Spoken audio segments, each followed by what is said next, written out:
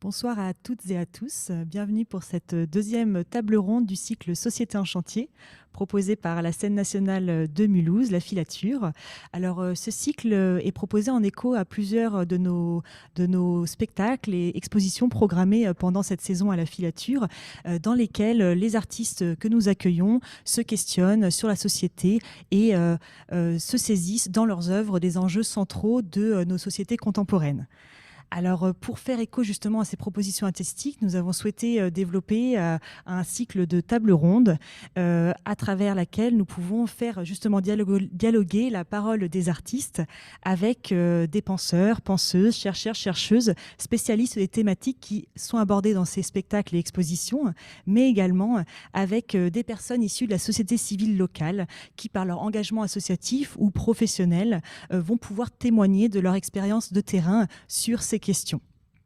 Alors pour cette deuxième rencontre du cycle Société en chantier, nous aurions dû accueillir la semaine dernière et montrer à notre public le spectacle Entreprise, mis en scène par Anne-Laure Liégeois. Alors malheureusement, comme vous le savez, les lieux culturels ne sont pas encore autorisés à rouvrir, mais il nous tenait à cœur de pouvoir montrer, diffuser ce spectacle à nos spectateurs. Et c'est pourquoi il vous a été proposé en version captée dès mardi dernier.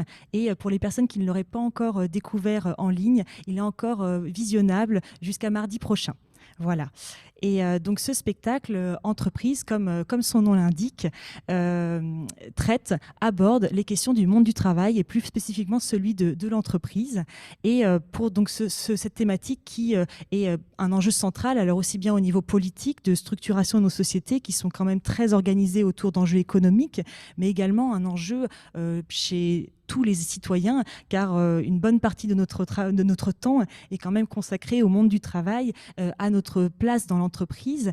Et ce sont des espaces qui vont du coup nous confronter à des enjeux individuels, alors aussi bien des espaces d'épanouissement personnel, un endroit où on va pouvoir créer du sens pour nous, définir une identité dans la société, mais également des espaces qui peuvent générer une certaine frustration ou des conflits, voire une souffrance au travail.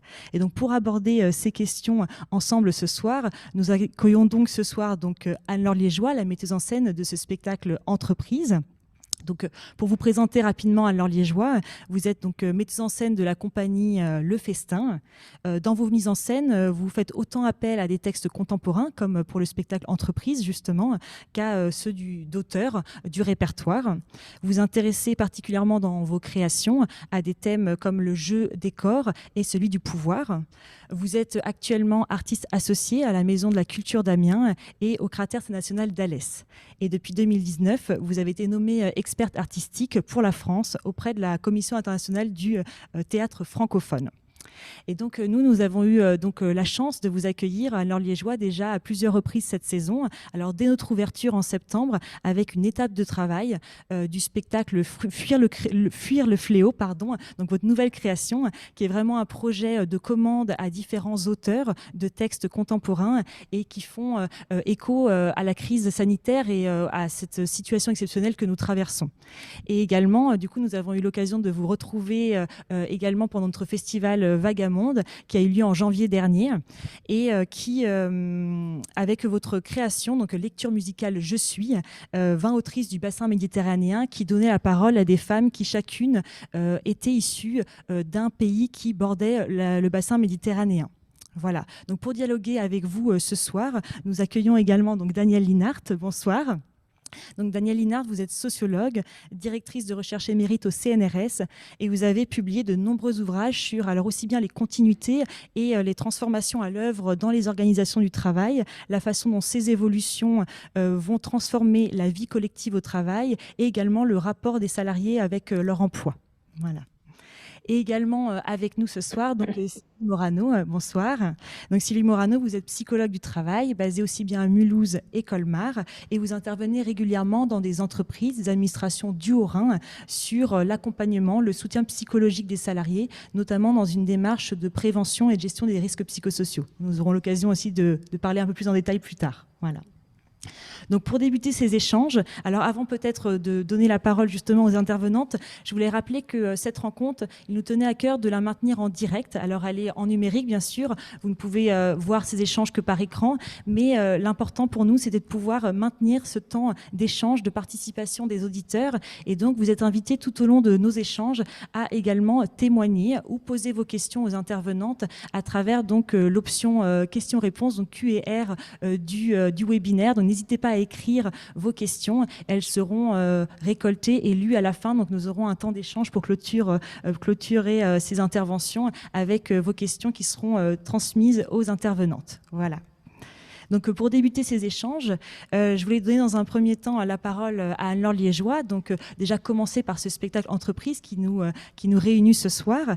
Donc, Anne-Laure Liégeois, qu'est-ce qui, en tant que metteuse en scène, vous a amené à vous saisir de cette question du travail et plus spécifiquement de celle du monde de l'entreprise? Oui, bonsoir. Alors, bon, le travail, c'est une réunion d'êtres humains qui logent tous dans un même lieu, dans un même royaume, tous tendus dans une même direction, la réussite de leur affaire. Et quand on prend un même espace, l'entreprise, l'usine, dans un même temps, les 35 heures ou les 6 heures quotidiennes minimum, pour accomplir un labeur servant une même fin, donc dans une unité d'action, on arrive aux 3 unités de temps du théâtre, 3 unités du théâtre classique français: unité de temps, unité de lieu, unité d'action. Donc en cela, voilà, on a théâtre. Si on ajoute, et peut-être principalement, que cette réunion d'êtres humains dans un même espace, sur un temps défini, vit des conflits, des rapports de pouvoir, d'amour, de haine, là on est en plein Shakespeare. Alors que le travail en entreprise ou à l'usine soit objet de théâtre, finalement ça n'a rien d'étonnant. Et puis, sachant aussi que le travail nous concerne quasiment tous et qu'on présente, au théâtre un miroir de notre monde, pour que s'éveille en chacun, la catharsis, on peut dire que le travail est une matière éminemment théâtrale. Alors moi, par rapport, au monde de l'entreprise, en fait, j'ai des affinités parce que mes origines sociales qui peut-être ont commencé dans le secondaire, certainement m'ont fait connaître de près le secteur tertiaire. Ça c'est voilà, c'est du vécu. Mais, en fait, un de mes prochains spectacles est une adaptation des Châteaux qui brûlent, un roman d'Arnaud Bertina qui raconte la séquestration d'un conseiller d'État alors qu'il se rend dans une entreprise d'abattage de poulets, en Bretagne, une entreprise en voie de délocalisation, donc on l'enferme. Et donc finalement, c'est pas tant le sujet de l'entreprise qui m'intéresse que le théâtre du travail. D'accord, merci beaucoup. Et peut-être pour préciser pour les personnes qui n'auraient pas encore découvert votre spectacle, donc c'est une pièce qui est sous-titrée Déclinaison en 3 pièces d'entreprise parce qu'il s'appuie sur plusieurs textes qui chacun à leur manière traitent du monde du travail et qui ont été écrits par différents auteurs à différentes époques. Est-ce que vous pourriez peut-être revenir un petit peu sur la façon dont justement vous avez sélectionné ces textes et construit le spectacle autour de ces différentes propositions littéraires? Oui. Alors le spectacle entreprise, il a une histoire assez étrange car il est fait de effectivement plusieurs petites entreprises qui ont été, pour moi, des petites entreprises à un moment. Un spectacle qui tourne depuis 30 ans, ça c'est pour l'augmentation de Pérec. Un qui a été créé il y a à peu près 15 ans, c'est Le débrayage de Rémi Devos, et un qui est une commande à Jacques Jouet, qui a été Jacques Jouet qui a écrit spécialement pour la création de ce spectacle. En fait, mon goût, c'était, d'interroger assez régulièrement des auteurs et leur vision de l'entreprise, de la douleur en entreprise, parce qu'on raconte que ce qui est les gens heureux n'ont pas d'histoire, il paraît, donc on raconte, ce qui va mal quand même. Et mais mon goût était surtout d'interroger, l'écriture, et finalement que ce soit avec, Jacques Jouet qui a cette écriture qui peut s'apparenter à celle de Pérec, De Vos qui a une capacité incroyable dans les dialogues. Finalement, c'était ce qui m'intéressait, c'était ces écritures, et tant mieux que ces auteurs aient écrit sur l'entreprise. C'était en fait, ce qui m'intéressait, c'était aussi de confronter les écritures de 3 auteurs qui parlent de l'entreprise à des moments différents, puisqu'il y a un texte de 2020, un texte des années 90 et un texte des années 60. Merci. Mais justement, voilà, on voit que la façon dont c'est construit, ce spectacle, ça nous propose vraiment une traversée des années 60 jusqu'à aujourd'hui de cette vie en entreprise. Et donc là, j'aimerais me tourner vers Daniel Linard. Vous avez justement travaillé sur la façon dont le monde du travail, le monde de l'entreprise a évolué depuis ces années 60 et notamment les 30 glorieuses, la période 30 glorieuses. Est-ce que vous pourriez nous parler un peu de justement qu'est-ce qui est à l'œuvre comme modification, comme transformation ou comme continuité dans ce monde du travail et peut-être quelles seraient aujourd'hui les grandes caractéristiques qui définiraient ce qu'on pourrait appeler un nouveau modèle managérial? Oui, et c'est difficile de le faire en peu de temps, donc ça va être forcément caricatural. Mais ce qui s'est passé en réalité, c'est un moment de rupture entre ce qu'on pourrait appeler l'ancien modèle, le modèle qu'on qualifie de taylorien fordien, c'est-à-dire le taylorisme, donc le travail décomposé, émietté, prescrit, qu'on connaît bien, qui s'est déroulé pendant les 30 glorieuses, donc les années 50, 60 et 70 en partie, et qui se caractérisait par un autoritarisme très très absolu dans les entreprises, une perte de sens du travail puisqu'il devenait de plus en plus répétitif et contraint, mais compensé par des augmentations de salaire qui permettaient d'avoir une vie peut-être plus heureuse hors travail, grâce à la société de consommation et des loisirs qui commençait à devenir à ce moment-là. Bon, donc c'est comme ça que ça fonctionnait. C'était dur. Il faut surtout pas avoir une vision nostalgique de cette période-là. C'était dur. Il y avait de l'humiliation, il y avait du harcèlement. On parle du harcèlement comme si c'était quelque chose de nouveau, pas du tout. Les filles sur les chaînes de montage étaient sexuellement harcelées. Il y avait ce qu'on appelait ce qu'on appelait la promotion au canapé. Bon, et puis c'était dur. Il y avait des maladies. On survivait peu de temps après la retraite, mais il y avait des aspects positifs aussi. Et les aspects positifs, ils se résument à mon avis surtout dans l'existence de collectifs informels de travail, c'est-à-dire qu'il y avait des petits groupes comme ça de travailleurs qui avaient le sentiment de partager un même destin collectif et d'être donc confrontés à une même dureté, une même condition de travail difficile.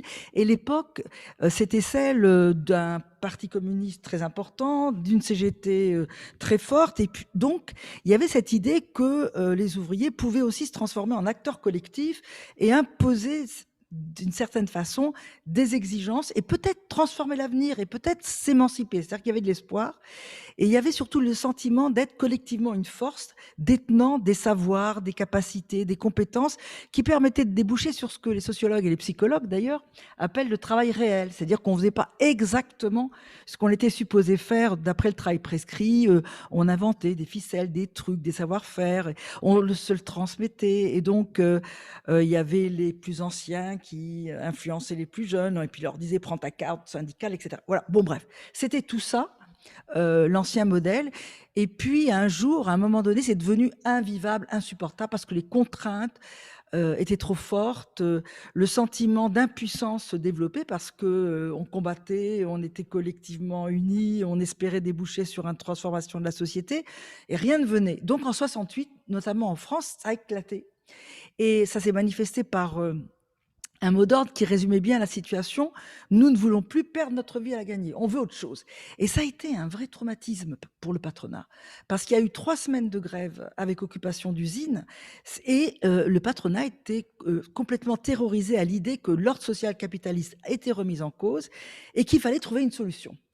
Et c'est à ce moment-là qu'émerge un nouveau modèle, celui dans lequel nous baignons à l'heure actuelle, et qui se fonde sur 2 piliers fondamentaux. Alors, le premier pilier, c'est celui de vouloir séduire pour arracher le consentement des salariés en se disant, du point de vue patronal, on peut plus continuer avec ces collectifs qui nourrissent des valeurs contestatrices, une autre vision du monde. Et donc, on va essayer de les casser en prétendant répondre aux aspirations qui s'étaient manifestées. Et la solution, elle était très astucieuse. C'était un véritable cheval de Troie qui s'infiltrait comme ça dans le monde du travail.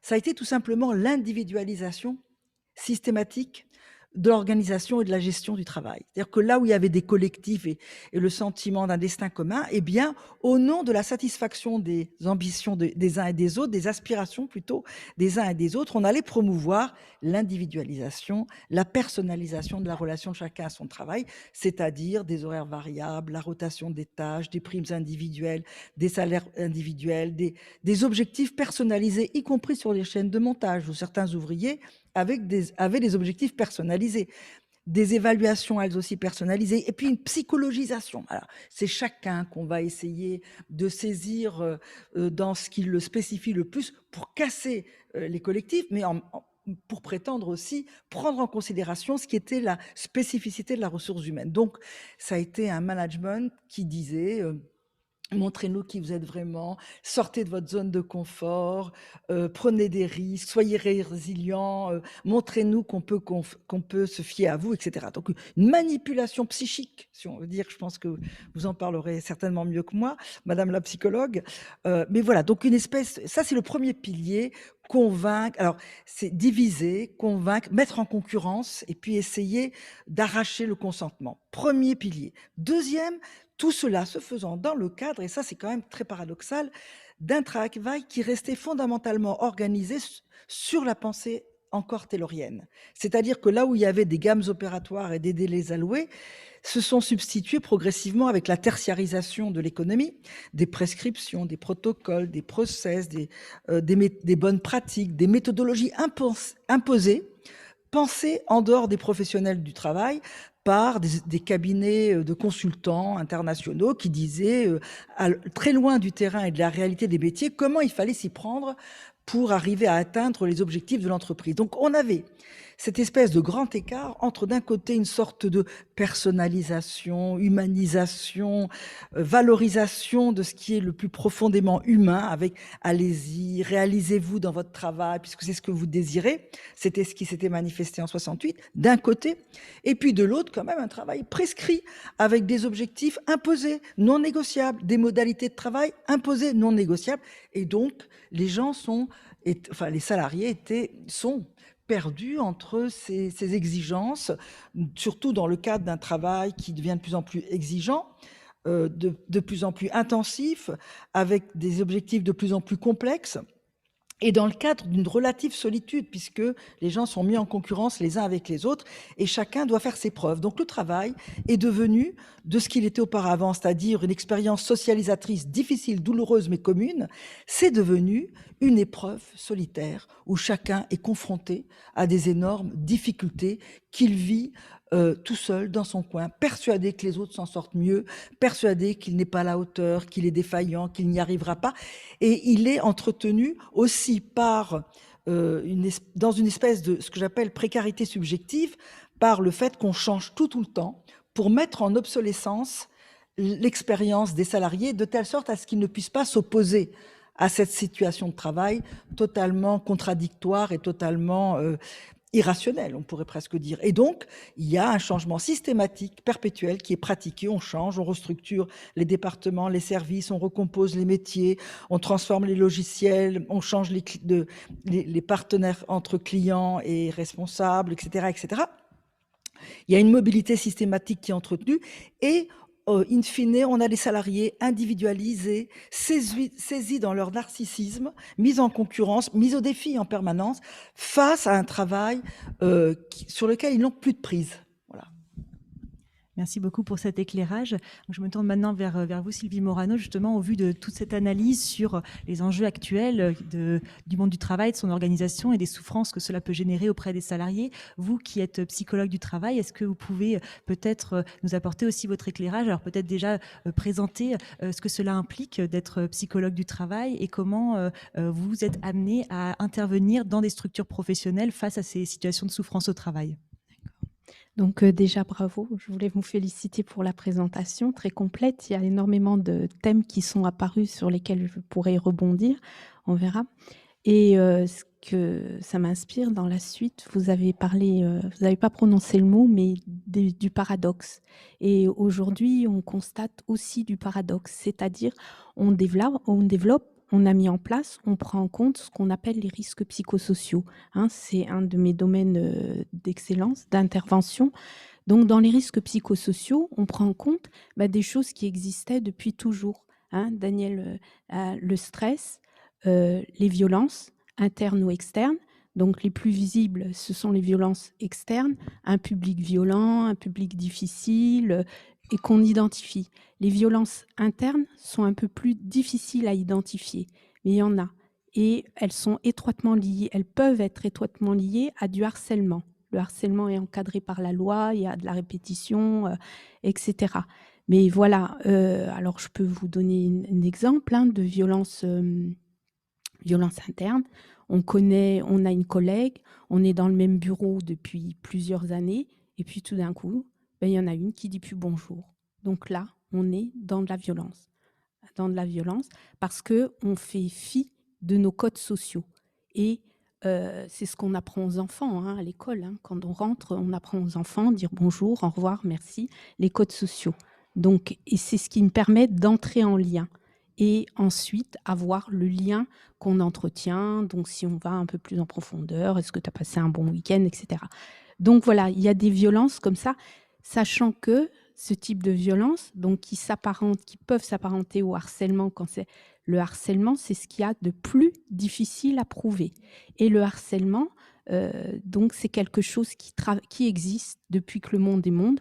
On en parle depuis peu dans le monde du travail, mais on en parle encore depuis peu à l'école, alors que les enfants n'ont pas de filtre, ont moins de filtres que les adultes normalement. Donc le harcèlement, c'est...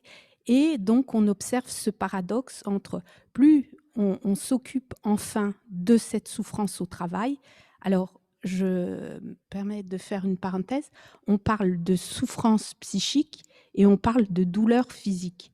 Donc, la douleur physique, elle se verrait un peu plus. Quelqu'un qui saigne, quelqu'un qui boite, on se dit, oh, il a mal. La souffrance psychique, elle ne se voit pas. Donc, nous, ici, là, dans le studio, on tient tous debout, assis. On ne sait pas ce qu'on a vécu il y a quelques heures, il y a quelques semaines, il y a quelques mois. Peut-être certaines personnes sont... Voilà. Et c'est quelque chose qu'on n'apprend pas à exprimer. L'émotion, les émotions. Alors, ça commence à venir un petit peu dans les écoles, mais voilà, on fonctionne quand même en termes d'objectifs, de bons petits soldats, de moyenne, de réussite, de performance. Et ça, depuis, ce qui est identifiable, c'est depuis le CP. Ça peut commencer avant déjà, mais on ne va pas se perdre dans... Voilà. Ensuite, c'est Anne-Laure Liégeois qui a dit que le monde du travail était un théâtre. Oui, effectivement, il s'apparente au théâtre familial. Parce que quand on rentre dans une entreprise, quand on rentre dans une équipe, on rentre dans un clan. On rentre et on prend une identité. Le premier clan, c'est le clan familial, où on a des codes communs. Un clan, il y a un totem, il y a quelque chose qui nous relie, des codes communs. Vous savez, vous avez tous rencontré des personnes dans un clan qui ont des frères, des sœurs qui ont le même humour ou le même mauvais humour, ça dépend. Voilà. Et on retrouve, et aujourd'hui, on le voit aussi donc, dans les pièces mises en scène par Anne-Laure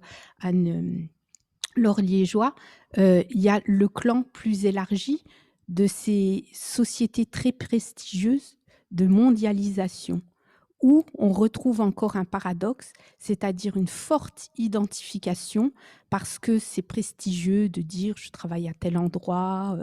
Il y a même des entreprises où il y a des toboggans. Je ne sais pas si vous voyez, voilà, des piscines à bulles, etc., pour se détendre. C'est très prestigieux. Et en même temps, où l'individu perd de son identité. Et en même temps, il s'y perd. Un autre paradoxe, c'est qu'on est quand même à une époque, et c'est plutôt positif, Daniel Liénard l'a soulevé.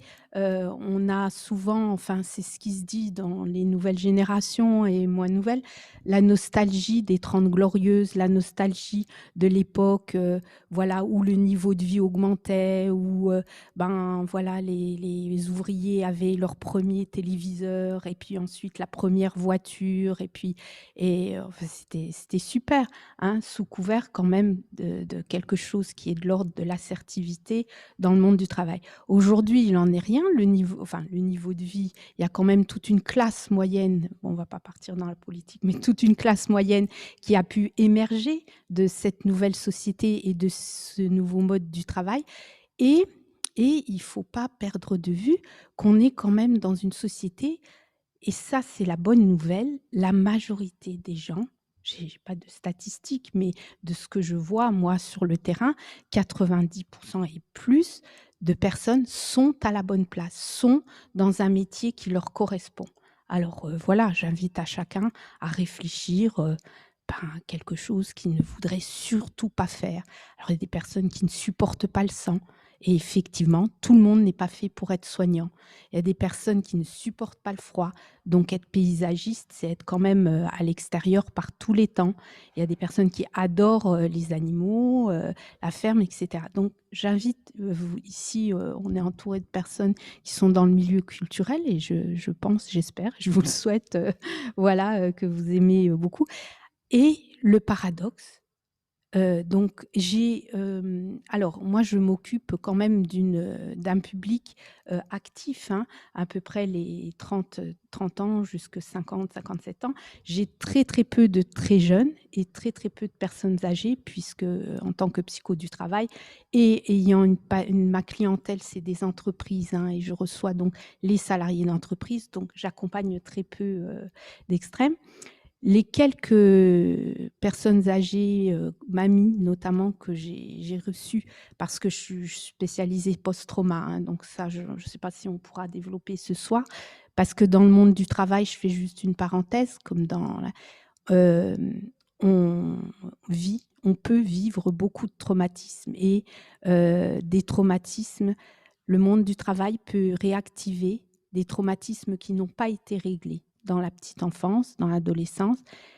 Voilà, je fais juste une parenthèse parce que ça, c'est vraiment, un débat, à part entière. Je parlais, du paradoxe que je peux constater où donc majoritairement les personnes peuvent choisir leur travail, leur emploi, leur métier, leur profession, hein, sachant que dans le mot profession, il y a le mot foi. On est habité par quelque chose, c'est pas intellectuel, on est habité, hein. Si vous amenez, voilà, les vétérinaires, ben, je leur souhaite, j'espère, ils peuvent que aimer les animaux, sinon c'est pas possible, hein. Donc et un des paradoxes, c'est le burn-out. Comment expliquez-vous que, on est dans une société où on peut enfin choisir, contrairement aux quelques mamies que j'ai pu accompagner et qui m'ont souvent dit: «Moi, je voulais être institutrice, moi, je voulais être infirmière». C'était souvent les professions, des femmes à l'époque, mais je ne pouvais pas. Alors soit parce que, ben, les filles, voilà, hein, là aussi, il y a quand même une chouette évolution dans notre société, la place, de la femme. Soit c'était les aînés d'une famille, avec, de nombreux frères et sœurs, après, le niveau de vie, puis on partait pas, ça se faisait pas, comme aujourd'hui, ben, on va aller chercher une chambre universitaire, on va t'aider, on va regarder les an enfin et oui, ça enfin voilà. Et le paradoxe, donc les personnes arrivent en burn-out. Alors le burn-out, donc c'est une dépression, c'est les mêmes symptômes qu'une dépression, liée au contexte professionnel. Parce qu'il y a des personnes qui pour qui tout va bien dans la vie privée, vraiment tant mieux, et qui s'effondrent liées à des conditions, alors soit à des conditions de travail effectivement qui les amènent à s'effondrer, hein. Donc je vous rappelle, le burn-out, c'est une usure, hein. On a consommé tout l'intérieur, hein, le physique, le psychique, on n'a plus de jus, hein, et ça peut se traduire, alors c'est un peu différent, une personne met le pied par terre le matin, elle s'effondre. Au travail, je pense à une hôtesse d'accueil, qui était à un poste sensible parce qu'elle recevait toutes les plaintes SAV et cetera, Et voilà. Et elle a eu l'agression d'un usager. Et là, voilà, elle s'est effondrée. Elle ne pouvait plus reprendre le travail. Alors, et le paradoxe, c'est que les personnes qui arrivent en burn-out aiment leur travail. Voilà. Et donc là, c'est difficile quelquefois à faire la part des choses. Il peut y avoir un étroit mélange entre les conditions de travail, notre société, quand on parle des multinationales, voilà, de ces sociétés, entreprises prestigieuses, etc., où on doit être promu, où on doit l'épanouissement personnel, etc. Et voilà, et la capacité des personnes à se retrouver et à y perdre du sens, quoi. À y perdre du sens parce qu'il y a une absence de limite. Donc, ça peut être lié effectivement aux conditions de travail et ça peut être lié à l'histoire personnelle parce que si on revient sur l'histoire, il y a des familles d'anxieux, hein. Avec des chiens, on ne fait pas des chats, hein, tout simplement. Donc, on se transmet. Il y a des personnes, donc parmi, quand on parle de risques psychosociaux, hein, donc il y a le stress, les violences, le harcèlement, le burn-out, en termes de concept, hein, et il y a des personnes qui se mettent le stress elles-mêmes, toutes seules.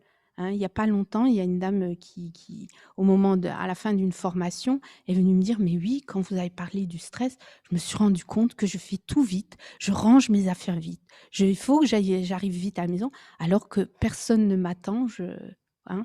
Donc il y a un directeur, qui m'a dit il y a pas longtemps, donc quand il donne, quelque chose, une tâche à faire à sa secrétaire, il lui donne une date limite. Une date limite parce que sinon elle se met en mode: «Hop, il faut que je le fasse». Non, tu as le temps, tu as 15 jours, hein.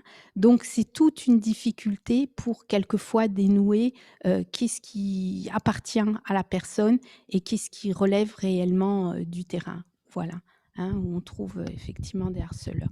Voilà, et puis dans les risques psychosociaux, donc pareil, il y a pas assez de temps, il y a, donc les 4 concepts dont je vous ai parlé et puis il y a, les situations à risque, hein. On y trouve, l'intensité du travail, donc hein, tout le monde sait ce que c'est. Les exigences émotionnelles, où là aussi on peut être confronté à des paradoxes. Donc les soignants sont aujourd'hui confrontés à ces exigences émotionnelles, hein, où ils ne peuvent pas accompagner comme ils le souhaiteraient les personnes, les deuils, etc. L'absence d'autonomie, pareil, on est dans le paradoxe. Alors, c'est moins que, comme Daniel Liénart l'a développé, hein, qu'à une époque, on a un peu, mais quelquefois, les personnes n'ont pas suffisamment de marge de manœuvre et du coup, leur travail perd du sens. Parce que si on se rend compte qu'on peut faire une tâche beaucoup plus vite en s'y prenant d'une certaine façon et on est réfréné, voilà, ça engendre de la frustration, ça perd du sens. Hein. Qu'est-ce qu'il y a d'autre? Les 6, les relations sociales dégradées, effectivement, donc c'est absolument terrible. Hein. On va quand même au travail pour avoir du lien, pour passer un bon moment, pour s'épanouir. La preuve, aujourd'hui, quand on est privé de ces relations sociales, on en souffre. Les conflits de valeurs, alors c'est quelque chose qu'on retrouve beaucoup aujourd'hui, notamment lié, alors je n'ai pas encore eu le temps d'en parler, mais il y a plein de choses liées à quelque chose qui est récurrent aujourd'hui, ce sont les restructurations, que ce soit les restructurations liées à des licenciements ou liées à des fusions. Et les conséquences, c'est soit les salariés se retrouvent avec une surcharge professionnelle parce qu'ils se retrouvent à absorber le travail des collègues qui sont partis et avec des traumatismes. Mais un exemple de traumatisme, c'est quand on voit tout un service, 50 personnes, pouf, disparues. Et avant ça, avant de disparaître, c'est je suis sur la liste, je ne suis pas sur la liste, quels critères ils vont retenir, j'ai acheté une maison, il y a mon gamin qui va faire des études, etc. etc.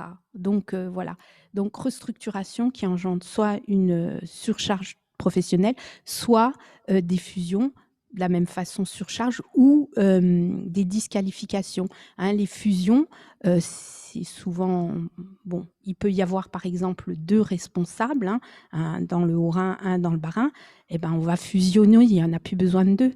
Donc, il n'y en a plus qu'un. Donc, qu'est-ce que ça engendre? De la rivalité chez les personnes, de la concurrence et forcément une disqualification parce qu'on se retrouve à faire des tâches qu'on faisait peut-être en début de carrière ou qui n'ont plus de sens.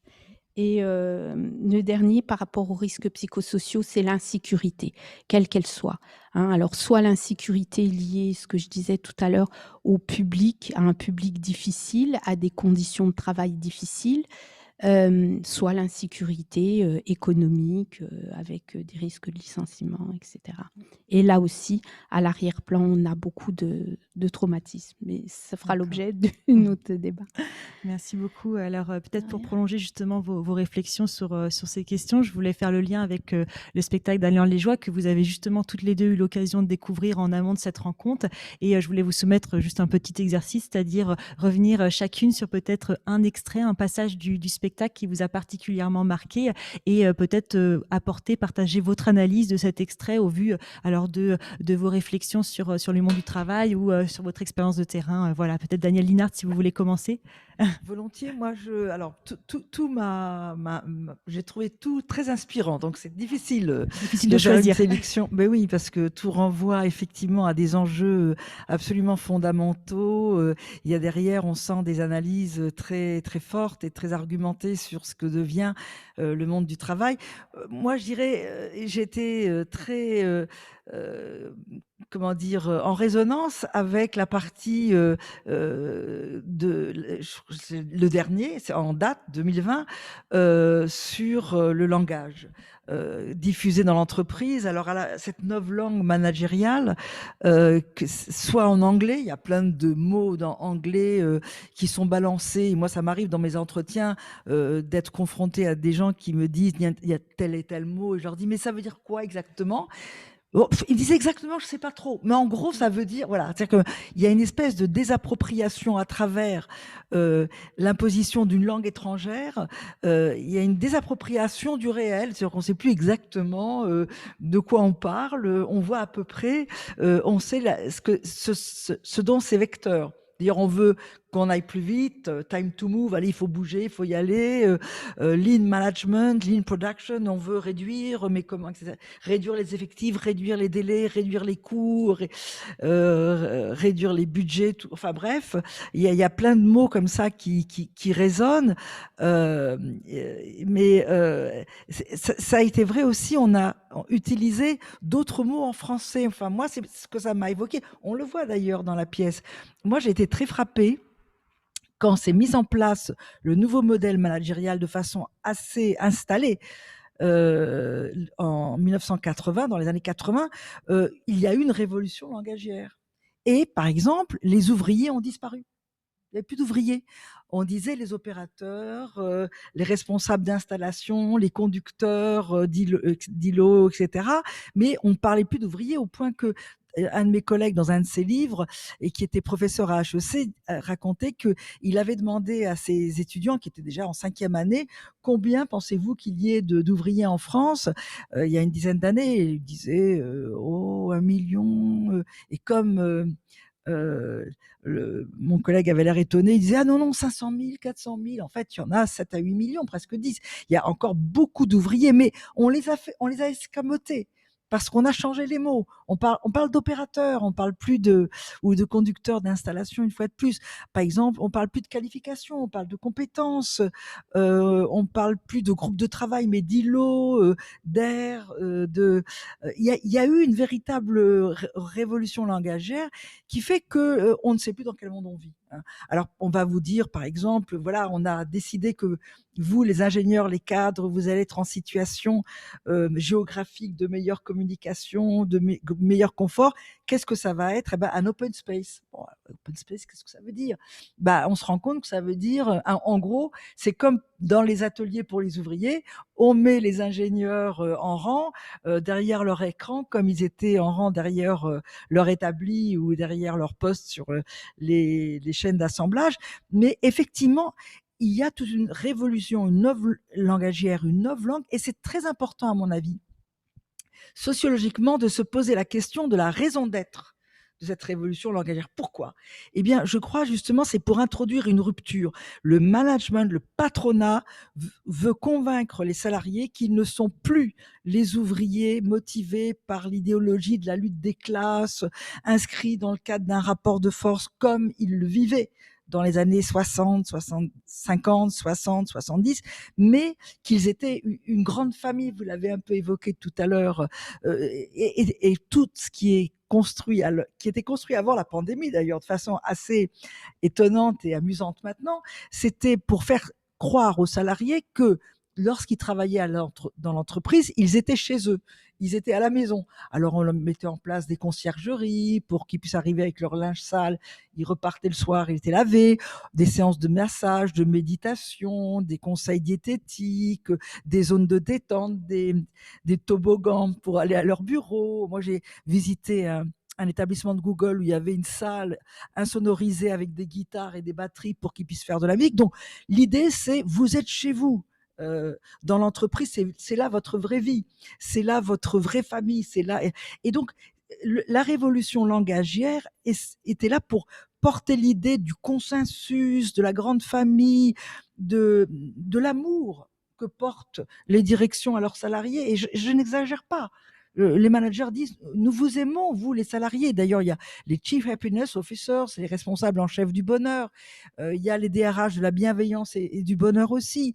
D'autres qui rebaptisent DRH direction qui rendent heureux. Enfin, bon, il y a cette idée que via les mots, on va essayer de persuader les salariés que le monde a changé, que le travail, l'entreprise fait tout pour qu'ils soient heureux, mais ce qu'il faut bien voir, c'est que rien n'a changé sur le fond. Moi, je parlais du travail qui reste taylorien, et surtout, je voudrais insister sur le fait que ce qui est le fondement même de la dépendance des salariés, des ouvriers par rapport à leur travail, et qui est à l'origine beaucoup, à mon avis, de burn-out, de harcèlement, c'est le lien de subordination juridique qui fait qu'on ne peut pas résister à son supérieur hiérarchique quand il vous impose quelque chose qui peut vous mettre en conflit éthique, en conflit de valeurs par rapport au travail que vous souhaiteriez faire pour le faire bien. Et donc, il y a une véritable tendance managériale à vouloir passer en douceur pour faire croire aux salariés qu'on prend en compte leurs besoins fondamentaux. Donc, on les met dans des situations de manipulation langagière, de manipulation psychologique pour qu'ils arrivent à faire face à ce qui est pour eux invivable. Et c'est là que je voudrais juste sociologiquement redire un peu ce que vous avez dit, c'est que ce qu'on demande aux salariés, en fait, c'est de n'être pas des bons professionnels, mais d'être des salariés qui ont un savoir-être adapté à ce que veut la hiérarchie, c'est-à-dire même émotionnellement, affectivement, subjectivement, savoir s'adapter, savoir être résilient, accepter de faire ce que normalement, en tant que bons professionnels, ils ne voudraient pas faire, dépasser leurs conflits éthiques, être à l'écoute de la hiérarchie, des objectifs qui leur sont fixés, des méthodes qu'on leur impose, et même s'ils le vivent mal, c'est pas grave. Alors, pourquoi c'est pas grave? Parce que les directions, et je trouve que là, on est dans quelque chose qui est véritablement cynique, disent souvent bon, on voit que vous ne vous épanouissez pas vraiment, l'idéal qu'on vous présente et qui est lié à une situation de mondialisation, de financiarisation dont nous sommes nous-mêmes les dirigeants dépendants, ne vous permettent pas de vous livrer à vos aspirations altruistes. Alors, qu'est-ce qu'on va faire? On va vous donner la possibilité de partir en congé sabbatique humanitaire. C'est-à-dire que l'humanitaire, l'altruisme, qui est la base du travail, on travaille avec autrui, pour autrui, eh bien, ne peut pas se faire c'est un aveu terrible.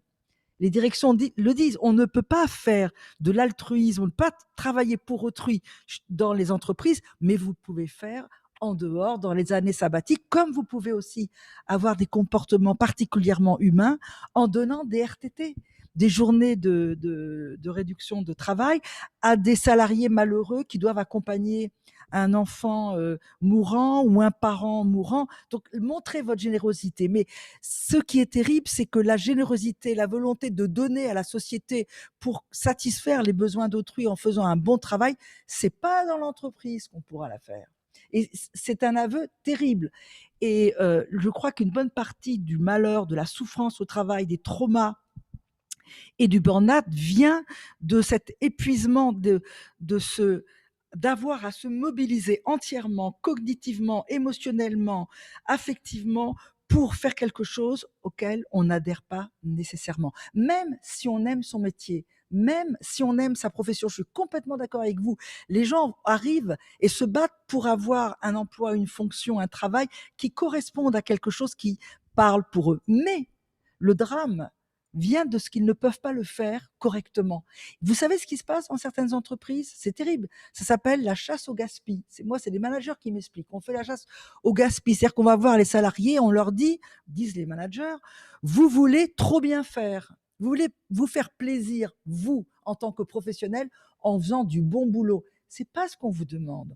On vous demande de faire un travail qui a une qualité qui correspond à ce qui est vendable, à ce que le client va acheter. Donc, si ça tombe en panne dans 5 ou 6 ans, c'est pas le problème. Vous voulez vous faire plaisir en tant que bon professionnel pour faire un bon boulot, mais c'est pas bon pour nous.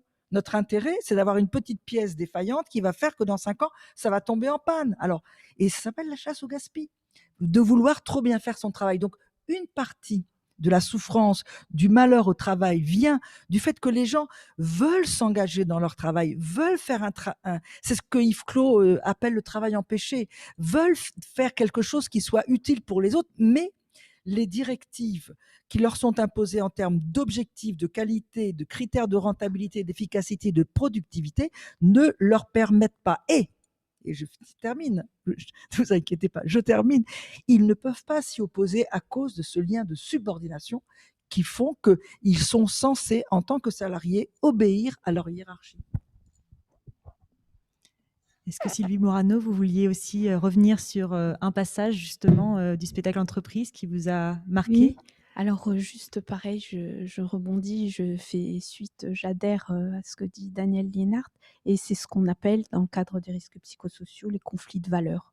Hein. Les personnes arrivent, veulent, souhaitent, voilà, et il y a certains corps de métier qui sont plus marqués par ces conflits de valeurs que d'autres, les soignants, hein, en ce moment, et puis on trouve les enseignants, on trouve la même chose dans le secteur industriel, hein, effectivement. Voilà. Donc, à propos, oui, j'ai repris. Alors, moi, j'ai été sensible à un passage que j'ai beaucoup aimé et qui est à peine caricatural et qui a traversé les époques, et c'est le harcèlement. Donc, c'est dans Débrayage, je crois, hein, dans le deuxième, où vous avez deux acteurs, trois, pardon, les deux hommes et la dame, la chef qui met la pression parce qu'il il arrive 1 minute après l'heure, il part, donc il doit partir à 17h pile, etc. Donc ça pourrait paraître caricatural, mais ça l'est à peine, hein, parce que ça existe effectivement. Alors, effectivement, pas aussi flagrant, mais des patrons, on me le raconte, je l'ai vu, qui arrivent à -5 et qui surveillent, et puis qui vont noter, et puis qui vont attendre le piège, etc. Et comme je le disais, le harcèlement, ça existe depuis la nuit des temps, hein, et il peut être volontaire, donc lié à des personnalités perverses, pervers narcissiques, peu importe, des personnes qui aiment se nourrir du mal des autres, ou inconscient, c'est-à-dire ça peut être, vous l'avez dit aussi, des personnes qui ont elles-mêmes la pression, qui doivent faire du chiffre et qui sont pris dans les rouages de la société et qui vont mettre la pression aux autres, et ça se transforme en harcèlement. Donc, et là, dans cette scène-là, il y a donc le collègue, le deuxième, qui est témoin de l'insulte que son collaborateur fait à la chef. Et la chef le prend à partie. Tu es témoin. Et là, il est coincé. Il est coincé parce que si il témoigne pas en faveur de sa chef, son poste est menacé. Si il témoigne, il perd son poste, mais il est allié. Et là, on est, tout à l'heure, je vous parlais du coup, ça, dans une forme de traumatisme, parce que une des définitions du traumatisme, c'est quand on est coincé, bloqué entre la vie et la mort, soit de façon physique, soit de façon psychique. Donc de façon physique, c'est facilement identifiable. On a un accident de voiture, on est bloqué dans l'habitacle, hein. L'immeuble prend feu, on est bloqué là au premier étage, c'est facilement. De façon psychique, c'est beaucoup plus subtil, et pourtant, il y a plein de situations professionnelles où les personnes se trouvent coincées, bloquées entre, et ce salarié, il est bloqué entre la vie et la mort. C'est-à-dire, il témoigne en la faveur de son collègue, ben il meurt, il a plus de travail, il a plus son salaire, voilà. Il témoigne pas, il reste dans l'entreprise et il va se retrouver lui-même harcelé, etc. Donc ensuite, alors je sais pas si c'est quelque chose qui a été mis en avant, je me souviens plus. Dans tout ce qui est harcèlement, témoignage, etc., il y a aussi un phénomène de groupe qui a beaucoup, c'est quand même un concept qui a beaucoup été étudié en psycho avec différentes expériences, notamment l'expérience de H, je ne sais pas si vous connaissez AS, sur le conformisme, et qu'on retrouve inconsciemment un peu partout.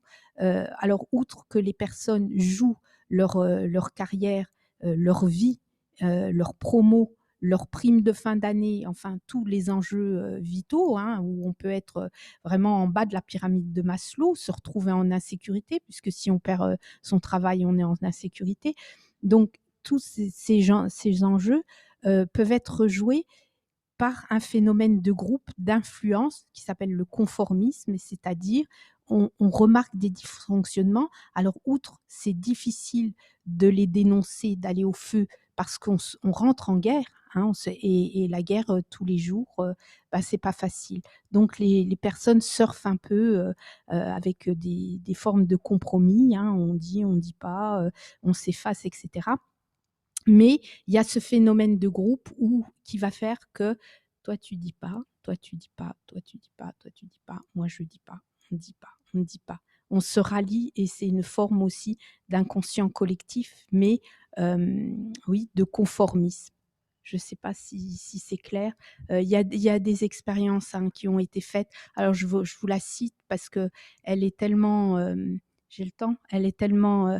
On réunit des étudiants, ils sont une dizaine, donc dans un contexte expérimental. Donc il y a zéro enjeu, zéro. Il y a aucun enjeu de perdre son travail, de perdre sa prime, d'être mal vu par le subordonné. Ils savent. Et on leur demande de ranger des lignes petites, moyennes, grandes dans les ensembles. Les petites lignes dans l'ensemble A, les lignes moyennes dans l'ensemble B et les grandes dans l'ensemble C. Et il n'y a aucun piège, hein, il n'y a pas d'illusion optique, il pourrait rien. Donc on fait un tour de table. D'abord, c'est une interrogation écrite, tout le monde ajuste. Il n'y a pas lieu de se tromper. On fait passer une deuxième fois par écrit, tout le monde ajuste. On fait passer oralement on demande oralement les réponses, tout le monde ajuste. Et dans cette expérience, il y a 2 ou 3 qui complices, oui, qui vont commencer à donner des réponses fausses. Et puis un deuxième, et on le voit, vous pourrez récupérer sur internet cette expérience, le troisième, et donc on arrive à presque la majorité du groupe qui donne des réponses fausses, qui se rallie, alors qu'il y a zéro enjeu. Mais la force du groupe, c'est la force du groupe. Et aujourd'hui, on a encore plus la force des masses, hein, des mouvements de masse, la force du groupe qui fait qu'on va se rallier. Alors, c'est à la fois sociétal, parce qu'on sauve sa peau, comme je vous dis, on ne va pas se mettre en conflit avec le chef, mais aussi avec le ou la collègue qui a tendance à être un peu virulente, agressive. Et c'est à la fois archaïque, c'est-à-dire ça vient, alors Freud le développe hein, dans Totem et Tabou aussi, archaïque parce qu'on appartient au clan et parce que l'homme sans le clan tout seul, à la chasse, hein, encore aujourd'hui, repart pas seul. Donc, on a besoin de l'autre. C'est une Et explication aussi des fake news, non? ça peut, oui, ça peut aussi adhérer. Puisque c'est le Et il y a nombre le qui fait, phénomène ouais. de groupe. Bah oui. Parce qu'effectivement, les fake news, si on reprend, c'est une minorité qui vont aller chercher le truc qui contredit la vérité générale. Et il y a une espèce de force, on se sent fort parce qu'on se rallie à une idée générale. Ouais. Et donc, pour répondre, voilà la scène où le collègue est pris à témoin, c'est absolument terrible et c'est quelque chose qui est très, très fréquent dans les entreprises et où on est encore, voilà, on est dans le traumatisme quand on voit des personnes se disputer ou quelqu'un se faire harceler et ne pas pouvoir intervenir. Oui, mais bien Aussi, sûr. ça illustre la subordination. C'est-à-dire que normalement, si ces 3 personnes avaient été à égalité, le témoin aurait pu dire: «Mais non, là vous exagérez Mmh. quand même, on peut Mmh. discuter parce que c'est lui qui a raison avec les 5 000». Mais il peut pas. Il ne peut pas à cause de ce lien de subordination. Oui, Il ne tout peut à pas fait. critiquer, contredire sa supérieure hiérarchique. Mmh. C'est ça Tout à fait. qui est Alors, comme on évolue et on est encore dans ce paradoxe, mais ça fait partie de l'évolution de la société doucement mais sûrement on y arrive. Il y a quand même un texte de loi, heu, qui encadre le harcèlement depuis 2010-2013, je sais plus, hein, qui a été complété d'ailleurs par les violences au travail et il y a un autre texte de loi, qui encadre, justement qui protège les témoins. Un salarié qui est témoin de harcèlement est protégé par ce texte de loi s'il témoigne. Mais très il est formel. oui, pas beaucoup utilisé et effectivement, utiliser la loi, c'est quand même, aller au feu, aller déclencher la guerre et ensuite rester dans l'entreprise, être confronté au quotidien avec les personnes, qui qu'on a remises en question, hein. Alors, Mmh. je voulais revenir sur une notion que vous avez toutes les deux abordée, c'est la question du conflit de valeurs.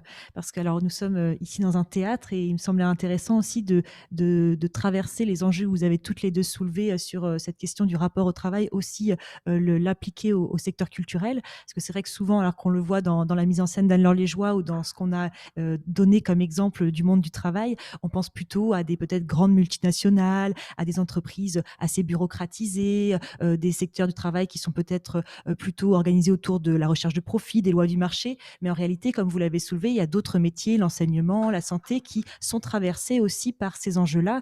Et le secteur culturel n'est pas complètement exclu de ces champs professionnels et lui-même peut être confronté à ces enjeux du rapport au travail et d'éventuellement de situations générant de la souffrance.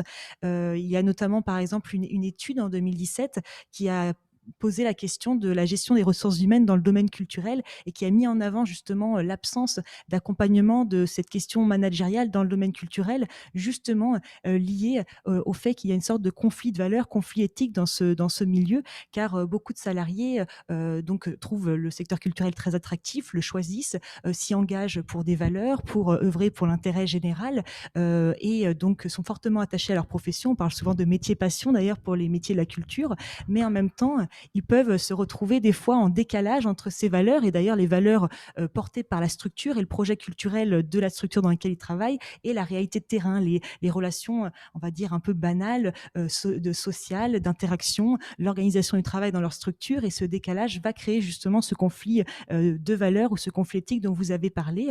Et on remarque que ce décalage peut parfois même être renforcé dans des cas un peu particuliers d'arrivée de nouvelles équipes de direction dans les théâtres qui va pouvoir créer ou renforcer ce décalage entre peut-être un nouveau projet qui arrive et une équipe qu'on appelle des fois dans un théâtre en ordre de marche avec une équipe qui est déjà sur le terrain, qui a développé des compétences, une connaissance du territoire et qui va devoir s'adapter à l'arrivée de nouvelles personnes, de nouveaux peut-être outils de management et un nouveau projet et qui peut générer parfois des tensions questions ou des incompréhensions.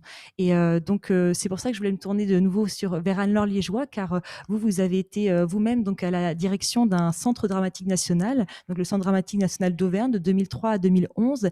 Et ça m'aurait intéressé d'avoir un peu votre témoignage justement en tant qu'artiste. Vous êtes normalement dans la création artistique et vous avez été amené à prendre justement des missions peut-être d'organisation du travail en lien avec les ressources humaines. Est-ce que peut-être vous pouvez nous partager votre expérience et éventuellement les enjeux que ça a suscité chez vous ou peut-être des difficultés sur cette appropriation des enjeux managériaux dans la culture?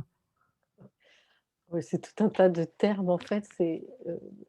Cette entreprise, c'était une petite entreprise, c'était une petite entreprise artistique en fait et c'est la particularité aussi des centres dramatiques nationaux, c'est que la direction est donnée à un artiste donc ce qu'on attend aussi, il me semble, c'est une direction artistique et du coup, moi, j'ai pas connu de difficultés liées aux ressources humaines. Bon, sans doute parce que j'avais, une directrice adjointe qui était, formidable et qui, peut-être, gérait, le relationnel, mais, c'est aussi parce que je prenais ce travail de direction comme une mise en scène. C'est-à-dire qu'il y avait, des comédiens qui avaient des rôles à jouer, des idées, sans doute des directions, fortes et précises que je devais donner, mais des directions artistiques avec, une dramaturgie à construire pour un tout, une scénographie, des lumières et en fait, c'était comme on fait un spectacle, c'est-à-dire qu'on le fait avec, chacun son rôle et il fallait qu'on fasse, le spectacle, le meilleur possible pour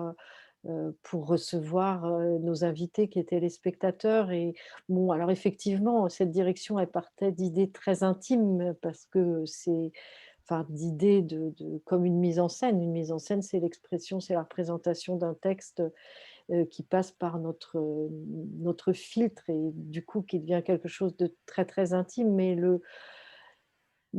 le pouvoir qui s'exerçait à cet endroit, c'était un pouvoir pour créer une œuvre artistique. Donc, j'ai pas, je vois je sens, j'entends ce que vous pouvez dire parce que il me semble que c'est lié peut-être à des entreprises qui sont pas centres dramatiques. En tout cas, moi, c'est pas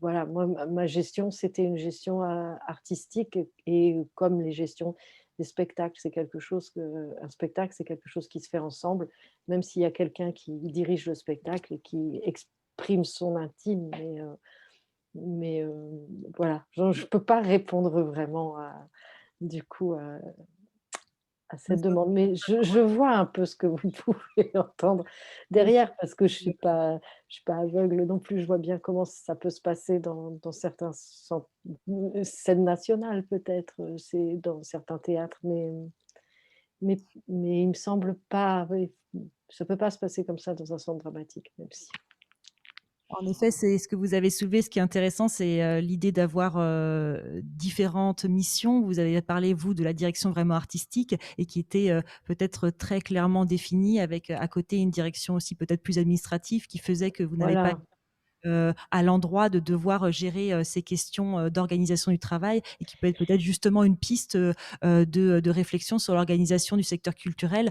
avec des missions peut-être assez distinctes sur ces sujets-là et qui permettent peut-être de penser le travail dans ce secteur également.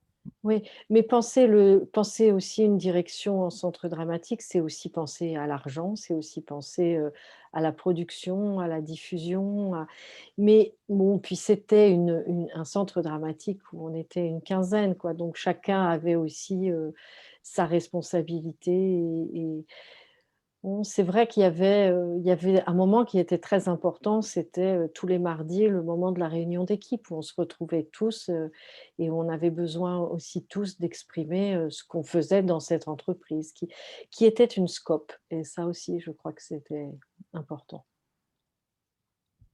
Merci Anne-Laure Liégeois. Alors, je voulais aussi revenir sur un peu le contexte sanitaire actuel, parce qu'il est difficile aujourd'hui quand même de se retrouver autour de cette question du travail, sans parler de cette pandémie qui a quand même profondément bouleversé depuis l'année dernière notre rapport au travail, la façon dont on interagit avec nos collègues, la façon dont on utilise aussi d'autres outils. Et donc, je voulais vous questionner justement toutes les trois sur la façon dont vous avez pu vivre cette période et surtout vous analyser son impact sur le monde du travail. Donc, je vais peut-être commencer avec vous, Daniel Linhart. En quoi, alors notamment, le recours maintenant massif au télétravail, pour vous, ne fait que révéler d'une certaine manière des dynamiques déjà à l'œuvre dans cette nouvelle organisation du travail dont vous nous avez parlé, ou inaugure peut-être une nouvelle ère de la modernisation des entreprises?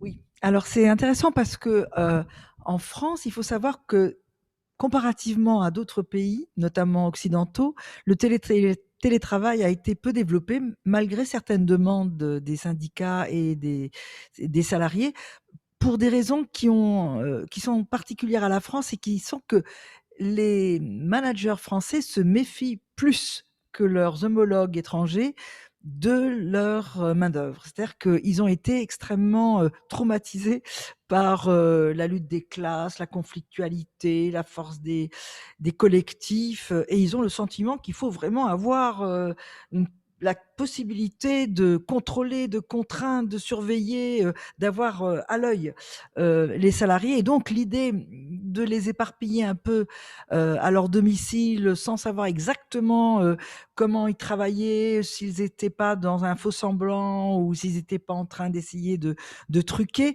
c'est quelque chose qui était très très important. Et donc, avant la pandémie, le télétravail était peu développé. Lorsqu'il a été, pour des raisons de nécessité sanitaire, diffusé très très largement, il y a eu une heureuse surprise du côté des managers qui se sont dit, ah ben, même quand ils sont tout seuls face à leur ordinateur, à leur écran d'ordinateur, les salariés, ils sont très productifs et les résultats sont très bons. C'est quand même intéressant. Alors, sociologiquement, c'est facile à comprendre pourquoi, pendant le premier confinement, ça a relativement bien marché. Moi, je dirais deux raisons fondamentales. La première, c'est que ceux qui pouvaient télétravailler étaient d'une certaine façon reconnaissants à l'égard de leur direction parce qu'ils avaient le sentiment d'être à l'abri d'un milieu extérieur extrêmement anxiogène, avec un virus qui était au coin des rues ou dans les métros, dans les bus ou dans les lieux de travail. Et donc, ils avaient le sentiment d'être protégés par rapport à ceux qui étaient obligés d'aller au front, de travailler sur le lieu de travail. Et donc, ils étaient reconnaissants. Et aussi, d'une certaine façon, ils étaient angoissés, inquiets, et donc ils fuyaient dans le travail. Et ils en faisaient presque plus que ce qu'on leur demandait. Donc, ça explique pour partie leur productivité. La deuxième partie qui explique leur productivité, c'est que disons un certain nombre d'entre eux avaient envie de fuir le milieu de travail pour les raisons qu'on a un peu évoquées ensemble, c'est-à-dire que le milieu de travail, c'est pas un milieu où on se sent à l'aise, où on se sent en accord avec soi-même, avec sa hiérarchie, avec ses collègues, avec son travail. On sent par contre la pression, la surveillance, le contrôle, les contraintes, l'intensivité, la concurrence. Bon, donc les open space, c'est pas des lieux de plaisir, hein. Moi, j'ai fait des enquêtes où on me parlait du bruit, des odeurs, des regards. Alors, se dire, ah, je vais être chez moi tranquille à la maison, j'aurais pas besoin de me déplacer, mais en plus, je peux être dans mes chaussons, dans mon chez moi, quand il est pas trop petit. Enfin, bon, c'était une idée qui les soutenait. Et puis, il y a une deuxième période où l'idée vraiment de plonger pour une durée plus longue dans le télétravail, ça a fait ressortir, en quelque sorte, ça a exacerbé tous les aspects les plus délétères du travail. C'est-à-dire que le fait que le travail reste prescrit, comme j'ai essayé de l'évoquer tout à l'heure rapidement, par des procédures, des protocoles, des process, etc. Le fait qu'on n'a pas la main sur son travail, qu'on dépend de la conception de son travail qui est pensée par d'autres, eh bien, quand on est tout seul devant son ordinateur, il devient encore plus abstrait. Et on a le sentiment d'une déréalisation. C'est-à-dire on a l'impression de perdre de vue avec qui on travaille, pour qui on travaille, pourquoi on travaille, à quoi ça sert. Et donc, il y a une montée en abstraction qui fait que souvent, ça plonge un certain nombre de télétravailleurs dans un sentiment de vide, dans un sentiment d'irréel, dans un sentiment de quelque chose de vain. On fait semblant de travailler, on n'a plus les réelles motivations qu'on pouvait avoir avant, même si elles étaient entachées de toutes ces difficultés que j'ai évoquées. Et puis, malgré tout, même si les collègues sont des concurrents, même si les collègues vous mettent des bananes parfois sous le pied parce qu'ils veulent avoir les primes, etc., etc., ben, c'est la vie. C'est des gens, c'est des vrais gens avec qui on peut discuter, partager un pot, un café, aller à la cantine, s'engueuler ou parler gentiment, parler d'autres choses, etc. Et beaucoup de psychologues disent travailler, c'est sortir de chez soi d'abord et sortir de soi. C'est-à-dire de ce qu'on a en tête, ses obsessions, sa problématique personnelle dans laquelle on tourne et on mijote, c'est s'ouvrir au monde, c'est avoir le sentiment d'être dans le vrai, dans le réel, avec les autres, de se confronter à d'autres problèmes, de se coltiner à la réalité. Et tout ça, ça s'émiette, ça s'effiloche, ça part en quenouille, en véritable peau de chagrin lorsqu'on est dans la durée, confiné, voilà, chez soi, face à son écran d'ordinateur. Même, on se rend compte, les réunions en Zoom, j'espère que ça va pas être vécu comme ça par les gens qui nous regardent, mais il y a quelque chose qui sonne parfois faux. C'est-à-dire que nous, par exemple, on n'a pas, je ne sais pas si vous le ressentez comme moi, mais on n'a pas les spectateurs en face. Moi, j'adore voir la tronche des gens qui écoutent. Je me dis, ah, ça les intéresse, ou ah, ça les intéresse pas, ah, ils sont pas d'accord, ah, ça, ils vont intervenir. Bah, je pense que c'est aussi les acteurs, ce qui les stimule, aussi même les musiciens, ils voient s'il y a de l'émotion, quel type de ressenti, de vécu. Là, rien. Bon, là, dans ce moment, je me vois, bon, je me connais, et ça m'apporte rien. Donc, on est dans le virtuel, dans le fictionnel, dans un autre monde, dans le pas vrai. Moi, je trouve qu'il y a un bon parallèle à faire avec ce qu'on nous propulse maintenant comme nouvelle idée, qu'on va aller s'installer sur Mars. Pour moi, ça a le même sens de réalité bon, j'exagère évidemment, mais que tout ce qui se joue à travers les réseaux, le virtuel, les vidéos, etc., les gens ont le sentiment de plus en plus que ils sont pas dans la vraie vie, ils sont pas dans le vrai travail, ils ont un sentiment de rétrécissement d'horizon, de perte d'intérêt, de goût, de saveur.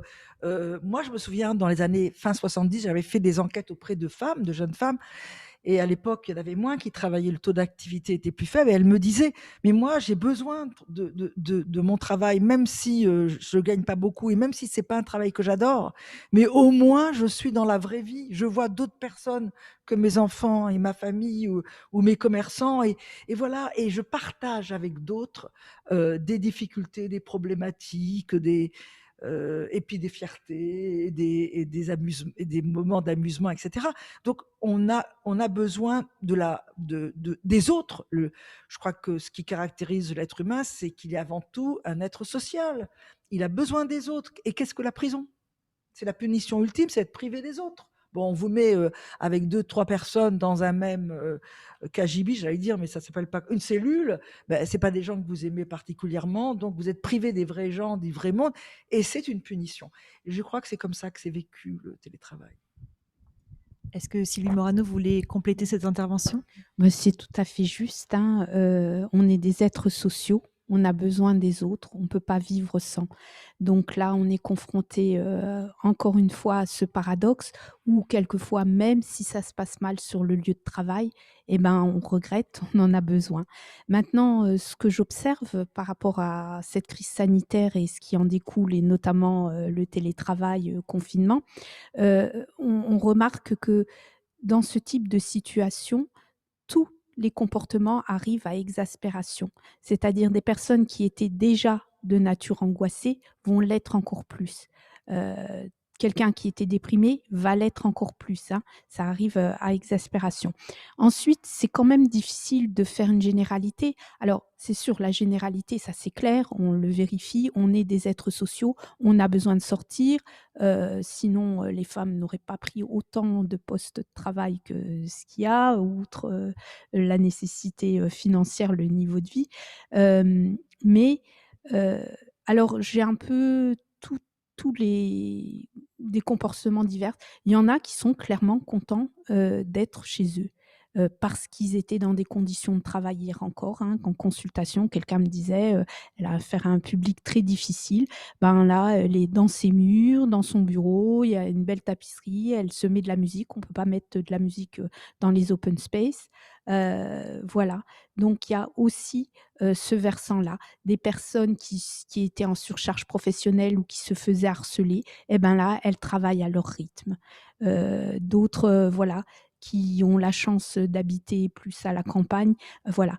Et puis d'autres, ça les met complètement en insécurité parce qu'ils n'ont plus le lien avec le collègue, le jogging qu'ils allaient faire le temps de midi, là, entre midi et deux, aller courir, mais aussi au niveau professionnel, quand ils ont des doutes pour qu'on leur montre, il faut faire ci, il faut faire ça, voilà, certains. Et puis, ça accentue bien sûr les situations de détresse liées à l'isolement et à la solitude, hein.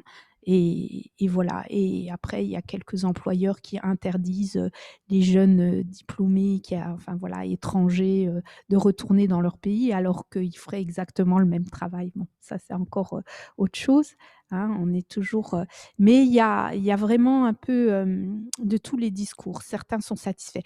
D'une manière générale, la situation était quand même étant inédite, ça commence à faire long. Il y a des personnes qui sont maintenant depuis 1 an en télétravail. Hier, j'ai appris qu'il y a une grosse, grosse société qui, ça y est, ils ne retourneront plus dans les bureaux. Les bureaux sont supprimés. Ils vont vendre les locaux. Donc ça, c'est voilà. Et on est encore, il y a quelque chose que j'ai pas eu le temps, on n'a pas pu aborder, c'est le deuil. Le deuil, la perte de repères qu'il y a autour de toutes ces situations professionnelles, hein. Tout à l'heure, on parlait de restructuration. On est là aussi dans une restructuration, une refonte du travail et donc perte de repères. Ensuite, ce qui peut être aussi très difficile, outre le contact social, il y a se lever le matin, s'habiller, tout le mouvement, aller dans la voiture, regarder le paysage, même si on ne le regarde pas, hein, parce qu'on fonctionne quelquefois comme des automates. Oh, on est déjà arrivé, mais le cerveau, le corps a enregistré la météo, la température dehors, le chaud, froid. Et tout ça, ça peut euh, générer une forme de dépression chez les salariés, hein. Télétravailleurs. Ouais. D'accord, merci. Alors les joies, peut-être vous en tant que créatrice, artiste, le fait de ne plus pouvoir montrer ces spectacles devant un vrai public, comment vous traversez cette période et comment on continue peut-être quand même en tant qu'artiste à créer dans ces conditions? Bah, en fait, pour la profession, c'est l'impact, psychologique, il est absolument énorme parce qu'effectivement, on a une perte en perdant le public, on a une perte de sens, absolue. On est dans l'absolu, dans l'impossibilité, absolue, en l'absence de concret des espaces, de trouver une finalité à chacun de nos gestes. Et puis c'est un métier qui est aussi, et puis là je pense peut-être aux plus jeunes, c'est extrêmement difficile aussi la situation parce que c'est un métier où sans cesse notre légitimité est remise en cause, quoi. On se demande si on est comédien, on se demande si on est, metteur en scène, on se demande si donc il y a vraiment enfin, je pense qu'il y a des vraiment de grands dégâts qui sont faits en ce moment. Après, il y a des choses qui sont, très, très, très techniques, qui vont être que, par exemple, on ne peut pas, communiquer avec des directions, on n'ose même pas parler de nos productions, futures. Donc il y a des productions qui se mettent en retard. On rencontre pas des espaces de théâtre et des équipes, parce que les équipes dans les théâtres sont importantes aussi et c'est elles aussi qui, avec les spectateurs, sont source d'inspiration, comme les lieux. Donc ceux-là, on les voit pas. Et puis pour certains, pour des comédiens, ils ne se f on ne les voit pas, donc on ne peut pas les employer ensuite. Les jeunes équipes ne peuvent pas montrer leur travail, donc et puis pendant ce temps-là, le temps passe, on vieillit et voilà. Et puis il y a ce que vous disiez tout à l'heure, c'est qu'on est vraiment pour le coup, dans le théâtre des animaux sociaux, c'est un travail d'équipe, donc la solitude est absolument impossible. Alors, après, voilà, moi je travaille, je travaille, je travaille, je travaille, je travaille beaucoup. Je suis dans une espèce de lutte effrénée, quoi. J'écris, je répète, je répétais aujourd'hui, je répète demain. On est samedi, on est dimanche, je répète, mais avec, tout l'épuisement que ça procure. Et puis, en même temps, moi je suis à un moment de mon parcours où j'ai les moyens de la lutte, mais tout le monde n'a pas les moyens de la lutte, donc voilà. Non, c'est une période qui est très, très compliquée pour les artistes. Et puis je pense que même les solitaires, on peut imaginer qu'un qu'un auteur, va être solitaire. On l'inspiration, c'est dans les autres. Complètement. Alors peut-être, il est le temps des questions maintenant. Je crois qu'il y a certaines, voilà, questions du public, donc je laisse ma collègue, vous, transmettre. Oui, on a une question qui a été déjà répondue en partie par, Anne-Laure Liégeois sur justement ce qui concerne les métiers de la culture avec cette idée de paradoxe. Donc, posée plutôt maintenant à Daniel Linhart et à Sylvie Morano. Donc, si vous avez une expérience de ces paradoxes que les métiers de la culture génèrent, donc comme on l'a dit, un métier passion qui flirte sans cesse entre le plaisir et la contrainte et qui induisent aussi une relation au temps très mouvante, alors que le passage aux 35 heures a modifié en profondeur le rapport des salariés au temps de travail. Est-ce que qui souhaite, Daniel Linhart, vous souhaitez réagir? Moi, je pense qu'on peut tout à fait comparer les travailleurs de l'art à beaucoup d'autres travailleurs. Quand vous pensez aux soignants, quel que soit leur niveau, aux enseignants, moi j'ai fait des enquêtes même sur les cheminots, ils ont une véritable passion pour leur métier, ils veulent bien le faire, ils ont envie de se réaliser dans leur travail, ils ont envie de se reconnaître dans leur travail, d'être reconnus pour ce qu'ils font. Et je pense que il y a de la passion partout où on travaille. Je vais vous donner un petit exemple qui m'avait beaucoup frappé et marqué d'ailleurs, puisque ça fait depuis 30 ans que je suis végétarienne, mais j'avais commencé un travail dans les abattoirs. Et là, dans les abattoirs, les ouvriers très qualifiés, sont des hommes, donc ils tuent, ils abattent la bête et puis ils la découpent. Et puis il y a des femmes qui sont des OS, et alors elles ont les mains toute la journée dans la tête, le cerveau, là, le cerveau, la cervelle, voilà, la cervelle, le foie, le cœur, le machin, et elles les mettent en paquet et ça part pour les grands magasins, les grandes surfaces, etc.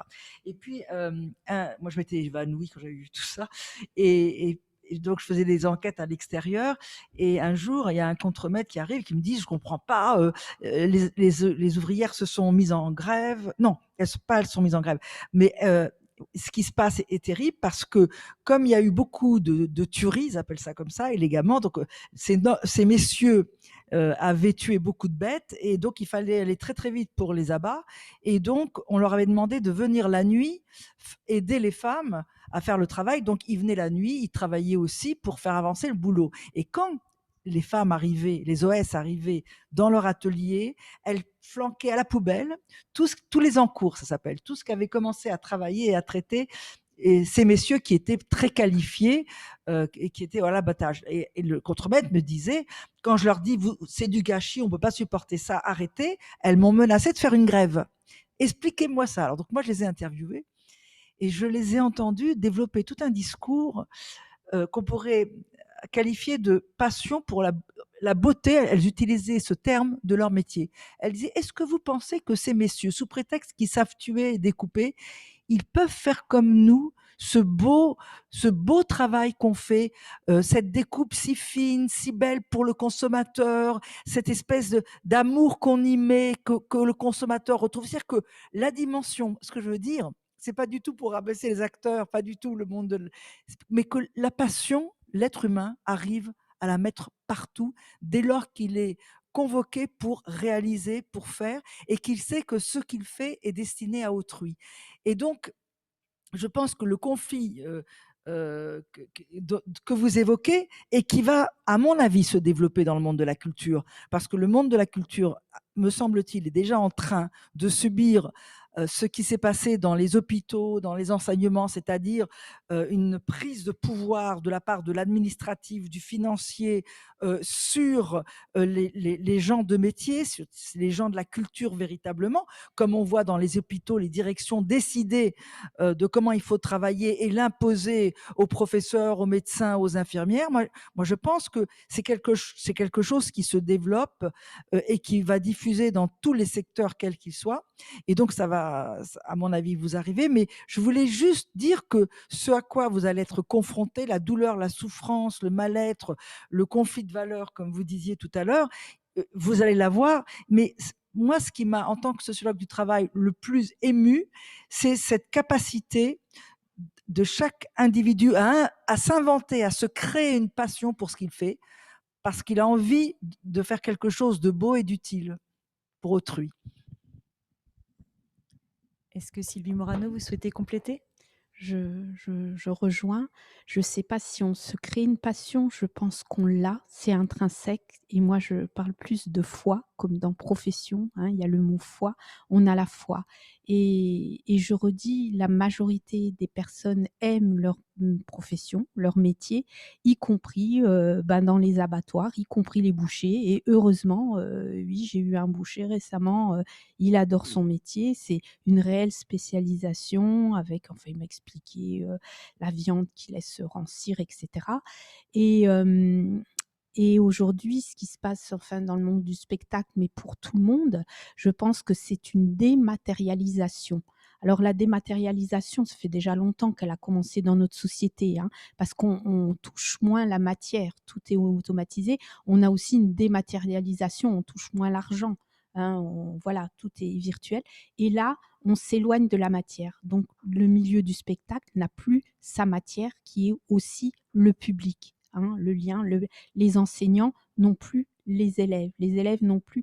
Et voilà. Il a été prouvé que la dématérialisation, l'éloignement de la matière génère de la dépression, hein, d'où un engouement pour les activités manuelles, la cuisine, revenir. Et du coup, on développe aussi l'art-thérapie. Hein, l'art-thérapie, voilà. Mais est-ce qu'il y avait d'autres questions? Non, on a fait le tour. Alors, peut-être pour conclure, je voulais également vous adresser à toutes une question, alors cette fois-ci peut-être plus portée sur l'avenir, c'est-à-dire comment, au vu de justement toutes ces réflexions que nous avons abordées ce soir sur le monde du travail, parfois ses limites, ses conflits intrinsèques, comment on peut apporter une autre façon peut-être d'organiser ou de penser le monde du travail. Je voulais commencer notamment avec vous, Daniel Linhart. Est-ce que, voilà, dans la façon dont vous réfléchissez au monde du travail, vous avez des idées d'alternatives, de la façon d'organiser différemment pour sortir peut-être aussi de cette fameuse subordination du salarié dont vous nous avez parlé?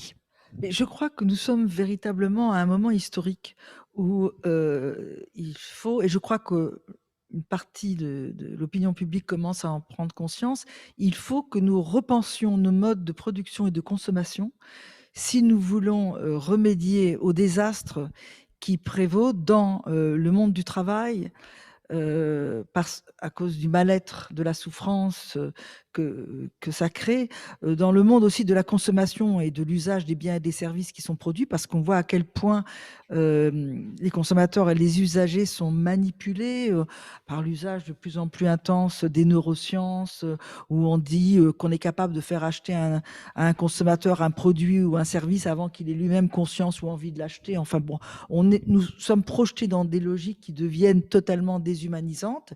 Et puis, il y a aussi une urgence qui est celle de la préservation des ressources de notre planète. Donc, on est vraiment à un moment historique où il nous faut reconsidérer nos modalités de travail. Et donc, il faut pouvoir repositionner les enjeux du travail et donc de ce que sont les entreprises au sein de la société. Et ça ne pourra pas se faire si on ne met pas en question ce verrou complètement archaïque que représente le lien de subordination et qui fige chacun dans une subordination qui est de plus en plus personnalisée avec la modernisation qui a individualisé, psychologisé, narcissisé. C'est-à-dire que maintenant, nous sommes dans un monde où chacun est subordonné en tant que travailleur, mais aussi maintenant en tant que consommateur, et qui est personnellement subordonné.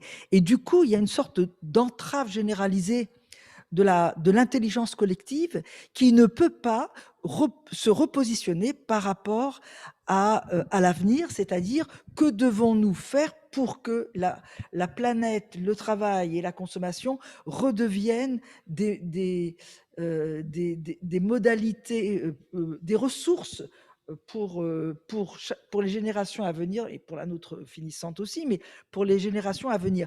Et donc, je crois que là, il y a véritablement un enjeu. Or, c'est l'inverse qui se passe.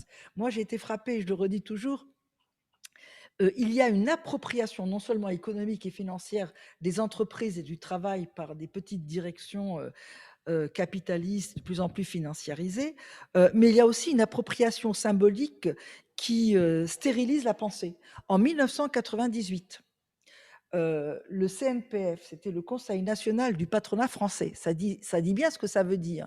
Il s'est rebaptisé le MEDEF, c'est-à-dire le mouvement des entreprises de France. Ça veut dire que le patronat s'est rebaptisé les entreprises. Et maintenant, lorsqu'il y a un responsable du MEDEF qui parle, il dit « nous, les entreprises, avons besoin que, nous, les entreprises, pensons que, etc. » C'est-à-dire qu'il y a une appropriation totale des entreprises et donc du travail, parce que les entreprises, qu'est-ce que c'est? C'est pas que les directions, c'est les salariés de base, l'encadrement de proximité, l'encadrement intermédiaire, l'encadrement supérieur, les comités de direction, etc. Mais on ne peut pas considérer que les entreprises soient totalement identifiées aux petites directions qui décident avec la pression de leurs actionnaires les objectifs qui doivent être les plus opportuns. Donc, il faut sortir de cette logique. Le travail est un enjeu de société.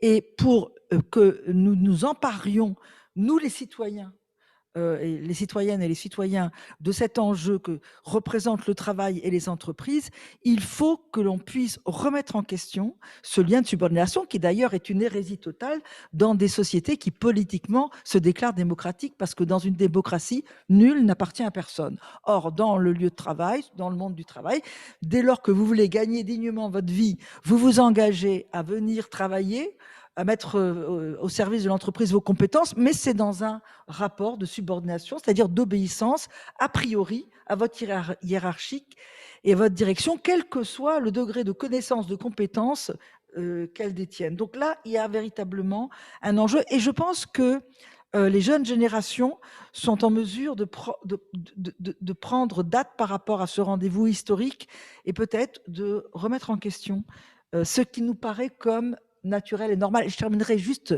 par une petite remarque qui me rend un peu optimiste, c'est que quand je dis ça, par exemple, à des consultants, même des syndicalistes, des journalistes, ils disent mais remettre en question le lien de subordination, c'est remettre en question tout le salariat. Je dis surtout pas, le salariat, c'est ce qu'il y a de plus important, c'est un mode collectif de mise au travail, c'est nécessaire.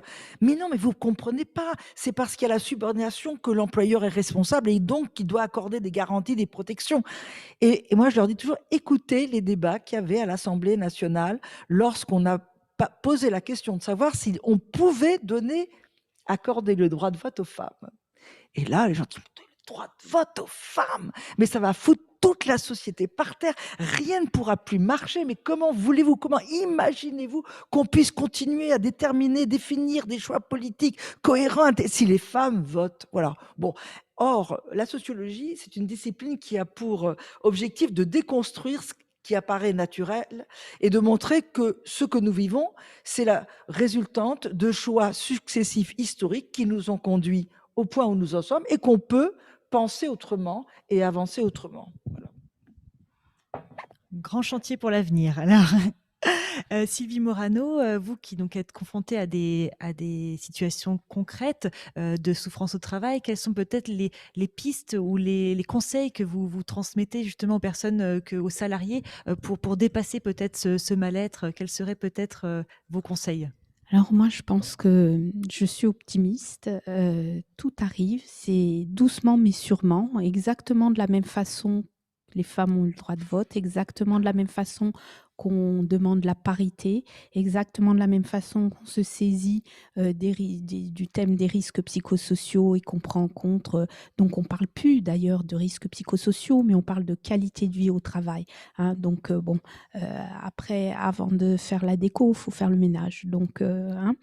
Et je pense qu'on y vient, alors peut-être pas de façon aussi marquée en termes d'insubordination, subordination, mais les personnes s'inscrivent quand même de plus en plus dans du développement personnel. Le développement personnel, c'est pour se débarrasser de ses démons, notamment des peurs. Une fois qu'on se débarrasse des peurs, on gagne confiance en soi. Une fois qu'on gagne confiance en soi, on est moins manipulable, hein, et donc on est moins pris dans les mailles du filet du capitalisme, du management, de la perversité, etc., hein, parce que réussir à s'extraire et à ne pas se faire manipuler, c'est être confiant en soi et se dire qu'on fait quelque chose qui est juste pour soi et juste pour les autres, et ne pas se confondre et encore être pris dans le filet de ce que je disais tout à l'heure, le groupe, la masse, la société. Mais c'est extrêmement difficile.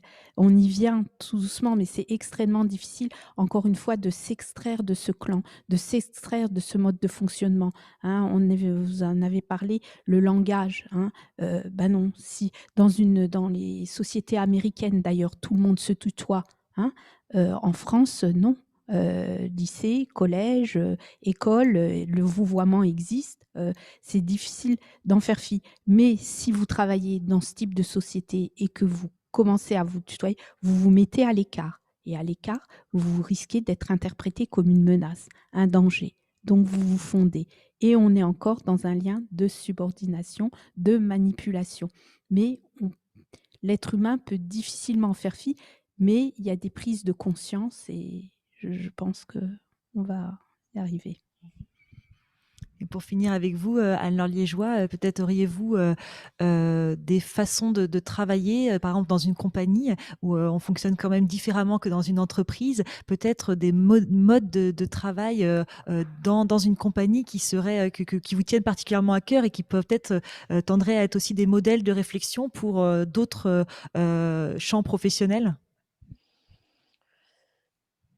Oui, je pense que, enfin, ça fait partie du travail parce que c'est pas donné non plus, d'avance. C'est, faire confiance en l'intime de chacun, c'est-à-dire que de se dire que chaque intime est respectable, chaque intime est est capable de porter une œuvre d'art et que c'est dans le respect des intimes de tous qu'on construira, ensemble quelque chose, d'exceptionnel, quoi. Donc moi, je crois vraiment au pouvoir de l'ensemble, au partage du pouvoir et à et à l'écoute de chaque corps et de chaque esprit pour construire une œuvre d'art ensemble. Ça se construit on peut construire qu'ensemble. Merci pour cette belle phrase de conclusion. Donc pour terminer, peut-être pour retrouver l'actualité de nos différentes intervenantes. Donc Danielle Linard, je voulais juste rappeler que vous avez publié en janvier 21 donc l'ouvrage L'insoutenable subordination des salariés, donc qui fait clairement référence à tout ce que vous nous avez partagé ce soir. Et donc cette rencontre a été aussi montée en partenariat avec la librairie 47 degrés Nord de Mulhouse, dans laquelle vous pouvez justement retrouver aussi cet ouvrage si vous voulez creuser un peu le sujet. Sylvie Morano, vous avez également un site internet Psy en entreprise dans lequel on peut retrouver toutes vos activités, la façon dont vous et vos collaborateurs, parce que vous travaillez aussi avec d'autres professionnels en entreprise, donc voir comment vous fonctionnez, et puis notamment parfois il y a des formations qui sont proposées et que donc si des personnes sont intéressées peuvent aller creuser sur votre site Psy en entreprise. Et puis Anne-Laure Liégeois, on espère pouvoir vous retrouver bientôt dans des salles en vrai avec un public, et vous avez notamment votre nouvelle création dont on a parlé au début de cette rencontre, Fuir le fléau, qui devrait donc être créée à la scène nationale de Châteauroux en septembre prochain. Voilà. Donc, C'est ça. voilà, c'est ça, si je ne me trompe pas. Voilà. Et qui viendra à Mulhouse aussi. Voilà, et on a très hâte aussi de pouvoir retrouver cette création, et on espère voilà aussi vous retrouver vous tous spectateurs dans nos salles. Et donc j'ai plus qu'à vous remercier en tout cas très chaleureusement pour le temps que vous nous avez accordé, toutes vos interventions, et puis espérons que voilà ça nous donne des idées pour construire justement ensemble ce monde du travail, comme vous l'avez souligné, qui se doit d'être collectif. Voilà. Merci. Merci. Bonne soirée. Au revoir.